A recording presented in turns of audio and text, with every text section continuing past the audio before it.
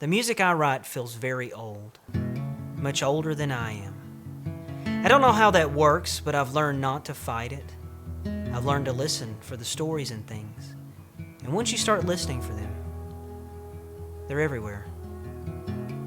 Several years ago, I decided to give my music a shot and contacted several record labels.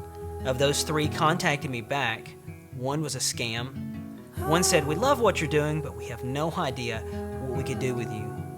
And the last, a Christian label, said, "You're too mellow for what we're looking for in a new artist." For years, I struggled with creating music that serves the church. At times, it felt like a lot of red tape, auditions, and ultimately discouragement. So often, the church as a whole is drawn to more established artists while failing to support the ones that are part of their own body.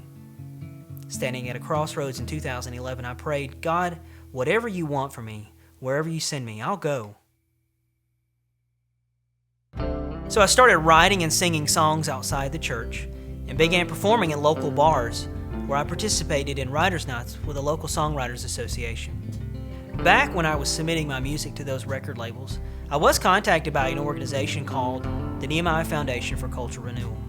They had offered to record my album for free with no strings attached. Playing at an open mic event, I ran into musicians that I recognized from the organization.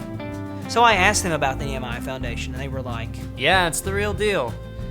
The Nehemiah Foundation had just sponsored one of my band's projects, and I was volunteering for them.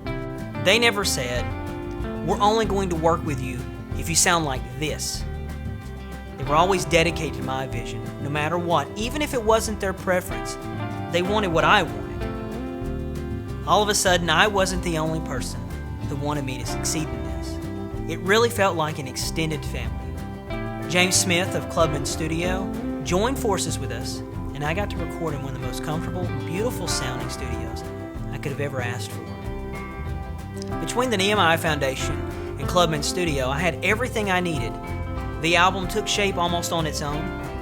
It really reminds me of radio theater. I love finding stories and discovering the narrative behind the things we overlook or take for granted. Lastly, thank you, anyone who's ever been supportive of me and my music. I want to thank you so much for considering this project. It means the world to me, and I couldn't do it without you. Thanks.